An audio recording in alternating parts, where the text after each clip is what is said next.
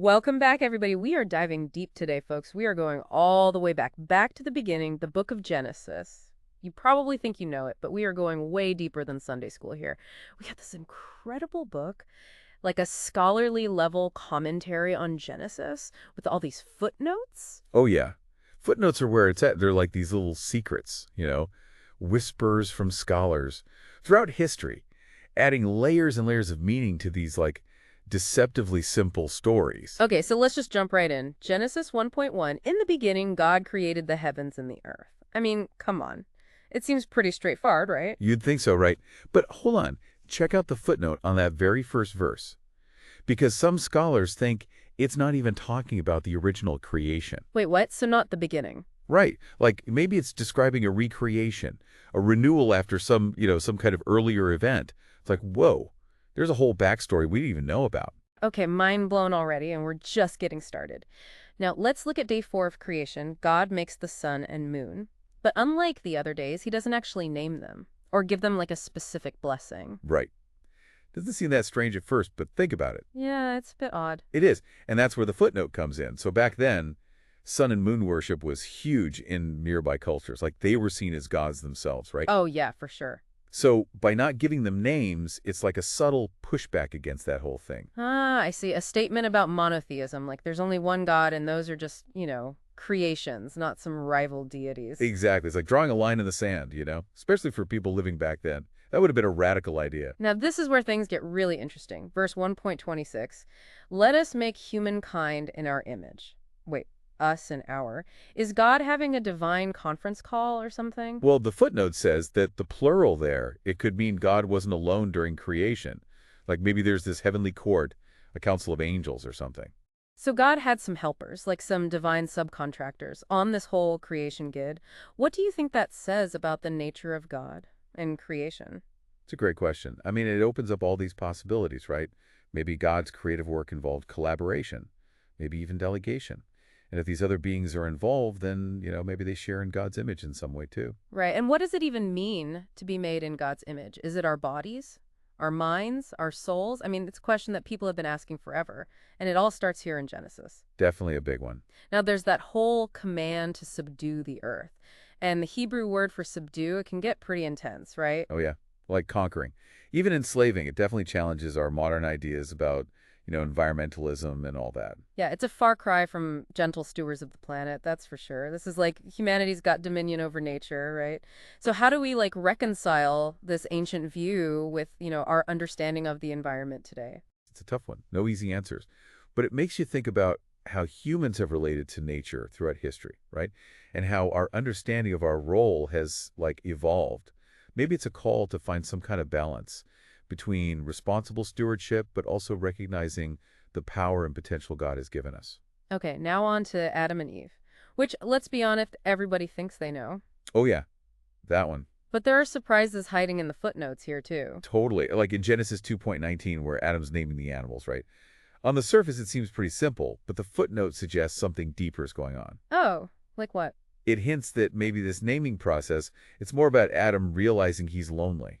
He needs a companion, which, of course, sets up the need for Eve. Ah, so it's not just Adam being like the world's first zoologist. It's more like existential loneliness. Right. And it makes Eve's creation even more poignant. Now, what about that serpent in the garden? Was it really Satan, like everyone always says? Well, the footnote in Genesis 3.1 throws out another possibility. What if, at that point in creation, all animals could talk? Whoa, hold on, like full-on conversations. Imagine the Garden of Eden like that. It'd be this crazy, vibrant place where humans and animals are just chatting it up, So the serpent wasn't some, evil demon, just one smooth-talking snake. Maybe. And if so, that really changes how we see the fall, doesn't it? It raises the question of where sin really came from. From inside creation, not some external force? Exactly. Makes you think. Now, Eve's curse, everybody knows about the pain in childbirth and all that. But there's this footnote on the word desire in verse 3.16, and it's a total game changer. Oh, yeah, that looks huge. Desire isn't just about sex, like how it's usually interpreted. It's pointing to a deeper power struggle between men and women. Oh, wow. So not just Eve, wanting her husband, but wanting authority over him. Right. And the curse, it, twists that and leads to male dominance and all that. So it's not just, romantic longing. It's about control and the consequences of that struggle for control. Exactly. It gets way more complex than you think at first. It raises questions about gender roles and how sin has shaped them. One little footnote can spark a whole debate. Amazing. It's amazing how, like, it's hidden in plain sight, right? Like, these stories we think we know, but then, bam, the footnotes hit you with a whole new perspective. It's true. And speaking of hidden depths, let's talk about the flood. I mean, talk about a story with some serious weight. But even here, there are these like little nuggets of wisdom tucked away in the footnotes. Okay, like what? Well, for starters, Genesis 6.5, it doesn't just say Noah was good, it says he was blameless among his contemporaries, which is a huge difference, right? Yeah, it's not like Noah was perfect. It's more like everyone else was so messed up. Right. Noah was the standout, like a beacon of righteousness in a world gone totally off the rails. And then there's that image of God being grieved by all the wickedness. But the footnote, it says the Hebrew word can also mean regret. Whoa. Heavy stuff, right? Like, does God regret making humans? It's suggesting he's not just this distant, unfeeling being. He's deeply invested in creation, and heartbroken by the corruption he sees. That's a powerful image. It makes the flood even more tragic, knowing that God didn't make that decision lightly. Right? And it speaks to how important our choices are. Our actions, they have consequences. Not just for us, but for everyone around us. And for the world itself, maybe. So name in Genesis, they're everywhere, right? And the footnotes show us they're not just random labels. Oh, absolutely. They're packed with meaning. Like, take Ishmael, Abraham's son with Hagar. His name means God hears, which connects back to Hagar's cry for help, right, when she's out in the wilderness. Right, right. But there's more to it. The footnote also points out how Ishmael is described later on as this, like, wild donkey of a man, hostile, living apart from his brothers.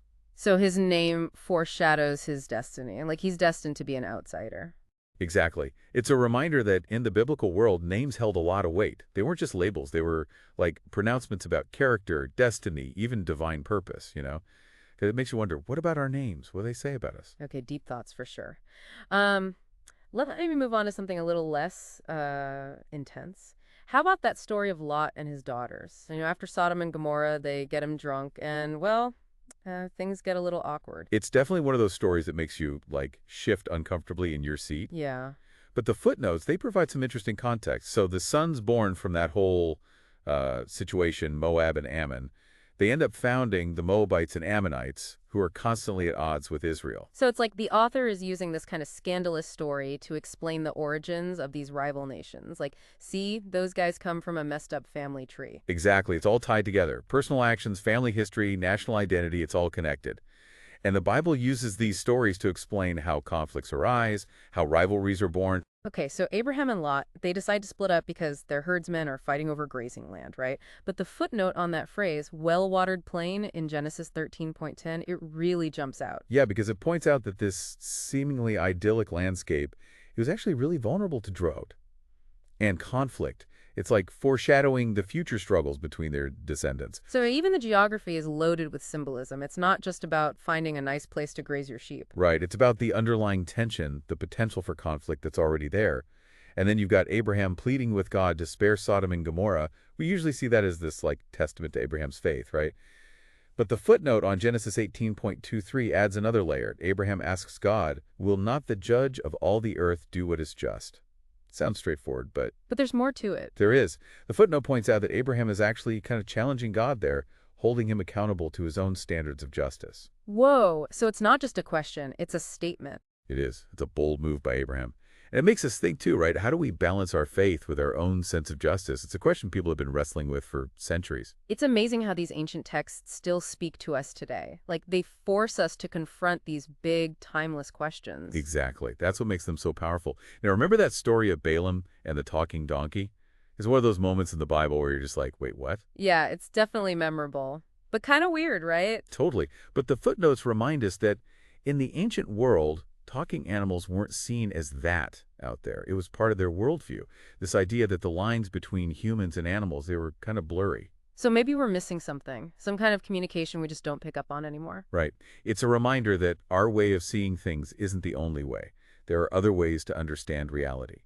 And sometimes those other ways can open us up to new possibilities. Okay, now Jacob wrestling with that mysterious man at the river Jabbok. That's a story full of symbolism and mystery. Oh yeah, Genesis 32.28, the man says to Jacob, your name will no longer be Jacob, but Israel, because you have struggled with God and with humans and have overcome. Powerful stuff. But the footnote, Right. The footnote points out that the Hebrew word for struggled can also mean danced. It's not just a wrestling match. It's like a spiritual and emotional dance, a back and forth of faith and doubt, surrender and resistance. Exactly. It's this beautiful image of transformation. Jacob's given a new name, a new identity, a new purpose. It's a metaphor for how encountering the divine, even when it's tough, can change us. It makes you think about the struggles we all face, right? Maybe our biggest challenges are actually opportunities for growth. I think so. Now, how about Joseph? He goes from being this spoiled kid sold into slavery to becoming the most powerful man in Egypt, second only to Pharaoh. Talk about a comeback story. It's amazing. And the footnotes highlight all the layers of meaning in Joseph's journey. His dreams, that coat of many colors, his time in prison, it's all part of this grand plan woven by God. And his dreams, his brothers hated him even more after he told them about those dreams, where they're all bowing down to Well, him. yeah, they thought he was being arrogant. But the footnotes suggest maybe those dreams were God's way of revealing Joseph's destiny, even though no one understood it at the time. So the dreams were both prophetic and the cause of all the conflict. It's like sometimes our most difficult experiences are part of something bigger, something we can't see until later. It's a reminder that even when things seem hopeless, there's always a chance for redemption and for things to work out in ways we never imagined. We're getting close to the end of Genesis here. And man, I am blown away by how much we've found just digging into these stories.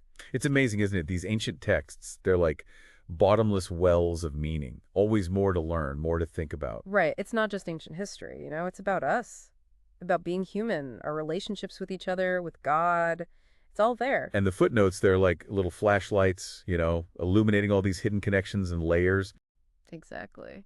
Speaking of which, let's talk about Jacob blessing his sons. It's a huge moment in Genesis. But those footnotes, they bring up some tricky stuff. Yeah, like remember how Jacob tricks his dad Isaac into giving him the blessing meant for Esau? Oh, yeah. Sneaky, sneaky Jacob. It's one of those stories that makes you think, okay, what's really going on here? Deception, favoritism, divine intervention. And the footnotes, they point out that Jacob's mom, Rebecca, she was in on it too. So it wasn't just Jacob going rogue, it was a whole family conspiracy. Makes you wonder if God was like orchestrating the whole thing or if they were trying to force his hand. It's a great question. And one the text kind of leaves open, but the footnotes on the actual blessings, they're really interesting too. Each son gets a blessing that kind of hints at their future, their destiny. Like a sneak peek into the future of the 12 tribes. Exactly. Some are super positive, like Judas. It foreshadows his tribe becoming the royal line, leading all the way to King David. Wow. But some are, well, not so great, like Reuben. It kind of hints at his tribe's lack of leadership, how they struggle to stay unified. So it's not all sunshine and roses. Right. It's setting the stage for the drama that's to come. It's incredible how much is packed into these chapters. It really is. I mean, we started with creation, then the fall, all these patriarchs rising and falling, and now the promise of a future for the 12 tribes. What a journey. Talk about a deep dive. We've encountered talking animals, sneaky family dramas, even wrestling matches with God. We've explored the good, the bad, and the ugly of human nature. And through it all, we've seen how these ancient stories still have the power to speak to us today. And it all started with just looking a little closer, right? Going beyond the surface, digging into those footnotes. That's what it's all about, approaching these familiar stories with fresh eyes, with a sense of wonder, maybe even a little bit of humility.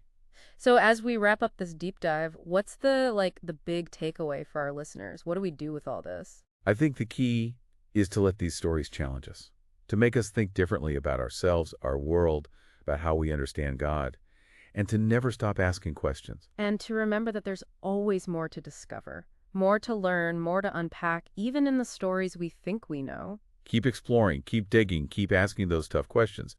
That's what makes this stuff so exciting. Couldn't have said it better myself. That's it for our deep dive into Genesis. Thanks for coming along for the ride, and until next time, keep on exploring.